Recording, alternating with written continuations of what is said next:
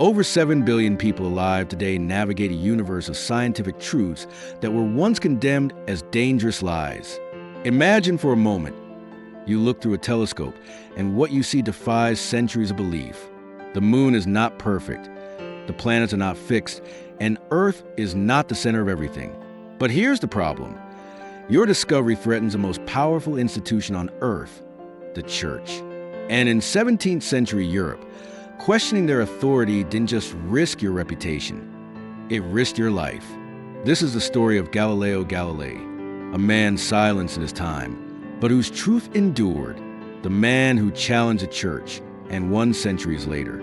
Galileo Galilei was born in Pisa, Italy, in 1564, the same year Michelangelo died. From the beginning, he was different, obsessed with mathematics, fascinated by mechanics. He spent hours studying pendulums, weights, and the strange laws of motion. Unlike many of his contemporaries, Galileo didn't take knowledge at face value. He wanted proof. He wanted to measure, to test, to see. And it was this restless hunger that would one day make him both famous and infamous. In 1609, Galileo heard whispers of a curious invention from the Netherlands, a spyglass, a simple tube of glass that made distant objects appear closer.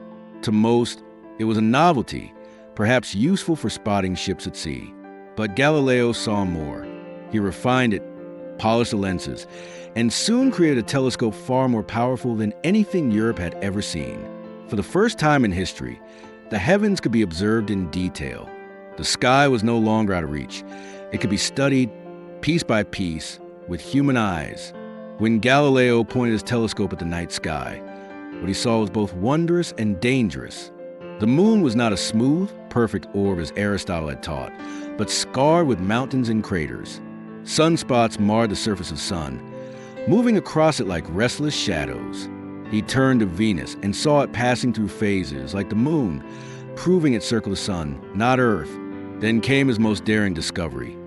Jupiter had 4 moons of its own. If celestial bodies could orbit something other than Earth, then Earth was not the center of creation. In that moment, Galileo had evidence that Copernicus was right. The sun, not the Earth, was the center of our system. But Galileo's revelations came at a dangerous time. The Catholic Church was not merely a religious institution. It was a political power, woven into every aspect of European life.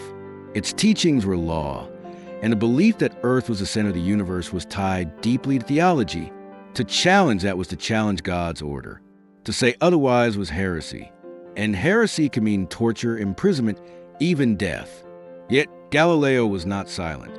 He published his findings, writing in Italian instead of Latin so common people, not just scholars, could read them. Knowledge was spreading, and the church was watching. At first, Galileo was cautious. He presented his discoveries to church leaders, hoping they would see the truth for themselves.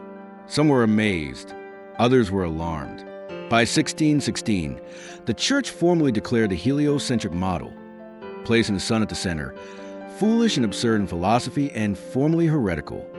Copernicus's book was banned. Galileo was privately warned to keep silent, to stop teaching the dangerous idea that Earth moved around the sun. For a time, Galileo complied, but the evidence kept piling up, and his passion for truth refused to be chained. In 1632, Galileo published his most daring work, Dialogue Concerning the Two Chief World Systems. Cleverly written as a conversation between 3 men, the book compared the geocentric and heliocentric models. But Galileo's character, defending Earth at the center, came across as foolish.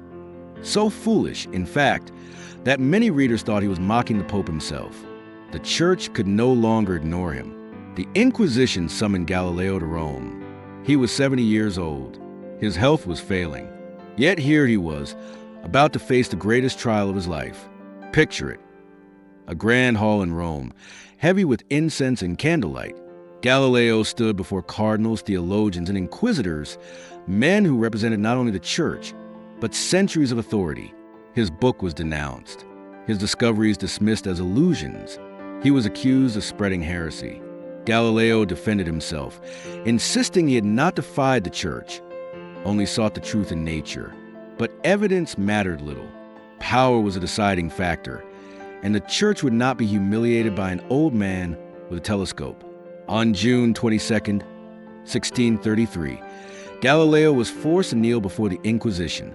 There, he publicly recanted his belief in a sun-centered universe. To save his life, he denied what he had seen with his own eyes. His words may have bowed to authority, but legend whispers that as he rose, he muttered under his breath, "Et purs I move, and yet it moves." Whether he said it or not, the phrase captures a defiance of truth. Galileo was sentenced to house arrest for the remainder of his life. His books were banned, his voice silenced. Galileo spent the last 9 years of his life under watch. He could not publish freely, nor could he lecture.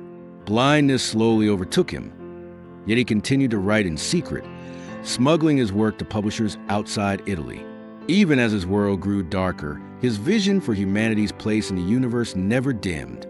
He died in 1642, condemned by the church, but undefeated in spirit. But truth cannot be buried forever. Over time, Galileo's discoveries were confirmed again and again. Telescopes improved, astronomers verified his findings, and the heliocentric model became undeniable.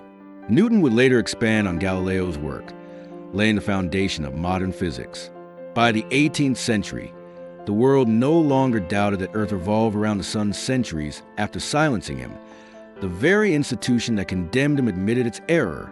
In 1992, 350 years after his trial, the Vatican formally acknowledged that Galileo had been right all along. Galileo's fight was never just about planets or orbits. It was about the right to question, the courage to seek truth, and the resilience of evidence against authority. He is remembered today as the father of modern science. Every time a rocket launches, every time we send a probe to Mars, every time a child looks up at the stars and wonders why, we carry Galileo's legacy forward. His telescope gave us the universe. His courage gave us permission to explore it. Galileo lost his freedom, but he gave humanity the stars. His story is a warning that truth can be suppressed, but only for a time. The universe does not bend to power, only to discovery. The question for us is simple.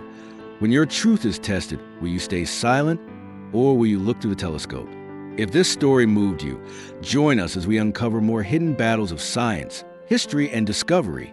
Don't forget to like, share, and subscribe, because the more we look beyond theory, the closer we get to the truth that changes everything.